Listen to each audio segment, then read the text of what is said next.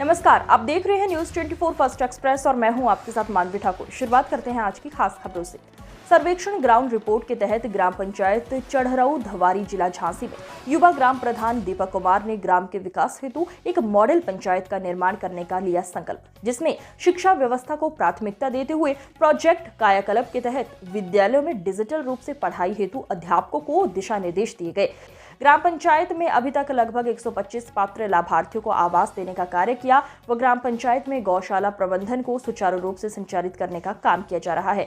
ग्रामीण जनों ने बताया कि समस्त शासकीय योजनाओं का लाभ बिना जाति भेदभाव की सभी पात्र लोगों को देने का कार्य किया जाता है। धरातलीय सर्वेक्षण के आधार पर ग्राम प्रधान द्वारा अभी तक किए गए समस्त विकासीय कार्य मानक के अनुरूप शासन प्रशासन की मंशा अनुरूप संचालित किए जा रहे हैं। समस्त ग्रामीण ग्राम प्रधान की कार्यशैली व्यवहार शैली से पूर्णतः संतुष्ट है।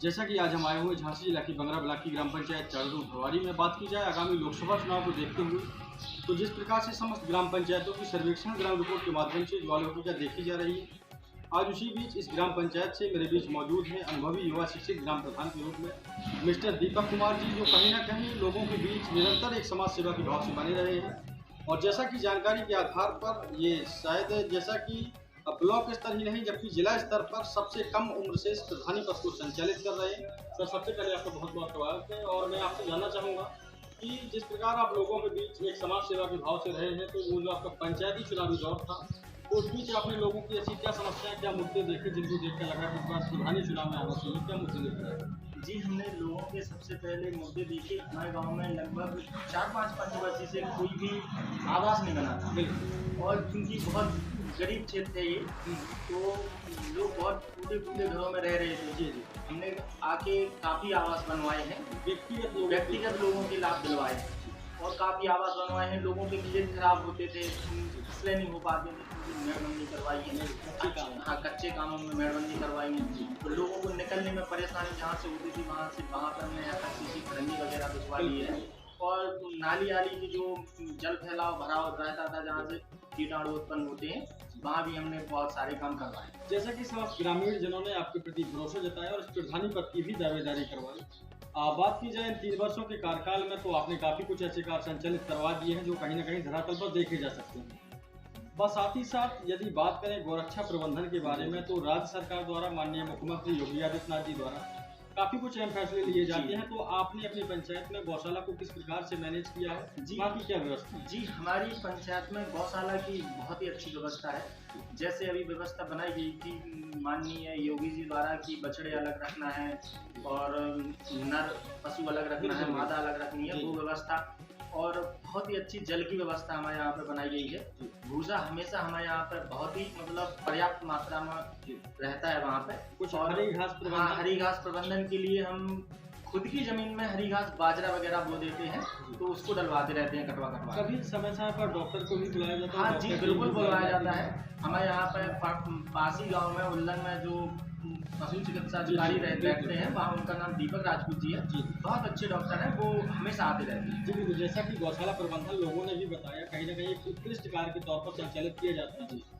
बात करें शिक्षा व्यवस्था के बारे में, तो पंचायत का शिक्षा का स्तर कैसा है? पंचायत का शिक्षा का स्तर अभी इससे पहले तो ठीक नहीं था, लेकिन अभी तो बहुत अच्छा स्तर है, क्योंकि औचक निरीक्षण हमारे द्वारा अपने पंचायत की जो प्राइमरी जूनियर विद्यालय है, आपने क्या कुछ नया आयाम दिया है? तो वहाँ पे हमने एक स्मार्ट क्लास बनवाई है। हर गांव में स्मार्ट क्लास बनवाई है हमारी तरफ से, और उसमें बच्चों को LCD के माध्यम से पढ़ाते हैं। प्रोजेक्ट के माध्यम से बच्चों को पढ़ाया जाता है। तो उन्हें भी बहुत मजा आता है पढ़ने में, उनका बहुत मन लगता है। और हमारे शिक्षकगण जो भी हैं वो बहुत अच्छे हैं। अभी आप भी औचक निरीक्षण?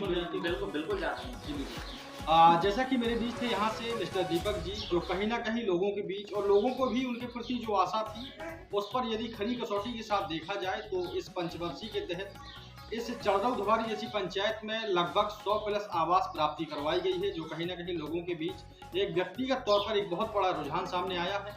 बस साथ ही साथ बात करूं गौशाला प्रबंधन को देखते हुए, तो कहीं ना कहीं भारत एक कृषि प्रधान देश है और जो उसकी सबसे बड़ी समस्या रहती है अन्ना जानवरों से, तो उनको देखते हुए ग्राम प्रधान जी ने गौरक्षा को भी देखा और कहीं ना कहीं जिस प्रकार से गौशाला प्रबंधन को मैनेज किया, वहाँ की चाहे खान पान की व्यवस्था हो या फिर उनकी देखरेख की व्यवस्था हो, एक उत्कृष्ट श्रेणी के आधार पर वहाँ की व्यवस्थाओं को संचालन किया जा रहा है।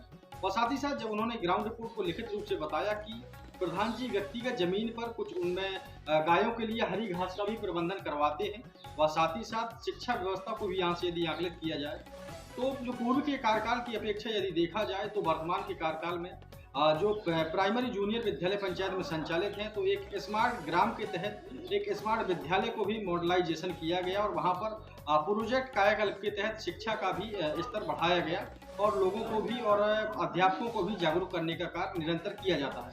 अभी हमने एक और कार्ड कराया है, क्योंकि जो कोटेदार होते हैं ना राशन की दुकान, बिल्कुल कोटेदारों से गांव में काफी लोगों की बुराइयां हो जाती हैं, शिकायत तो उसके लिए लोग कहते हैं हम उनके यहाँ राशन लेने नहीं जाएंगे।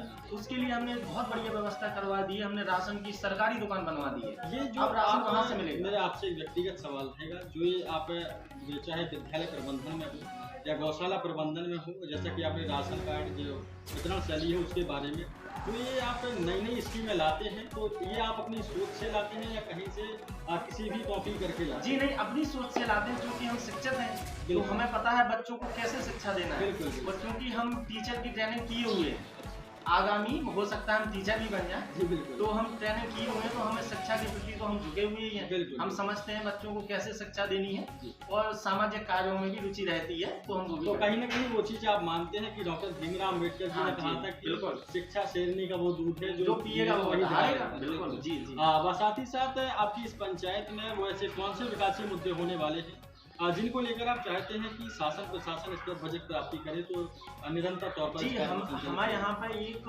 धवारी दातपुरा जो कि हमारा राजस्व ग्राम रहता है, वहाँ पे धवारी से दातपुरा के बीच में एक नदी पड़ती है, वहाँ पे एक मतलब पुल की आवश्यकता है जो कि हमारे बजट से बाहर है। बिल्कुल, अगर बजट आएगा तो हम पंचायती अकॉर्डिंगली नहीं हो सकता, लेकिन अगर बजट आएगा तो हम वो भी करवाने के लिए तैयार है, वो भी करवाएंगे। हम शिक्षा का स्तर बहुत ऊंचाई तक लेके जाएंगे इस गाँव का। और साथ ही साथ जैसा कि खेल मैदान की बात की जाए, 12 साल निर्माण की बात की जाए, तो इन बिंदुओं के बारे में क्या मंतव्य है? जी बिल्कुल, अगली साल हमारी पूरी कोशिश रहेगी कि हम खेल मैदान स्थिति में करवा दें, पूरा खेल मैदान भी पूरा करवा देंगे और पंचायत भवन को भी और डेकोरेट करेंगे बहुत अच्छे।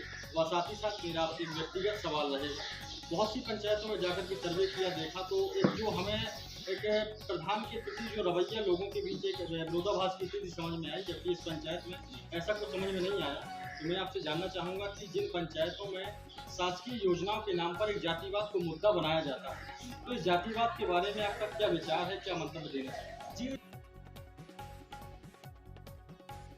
आज की खबरों में बस इतना ही। देखते रहिए न्यूज़ 24 फर्स्ट एक्सप्रेस। नमस्कार।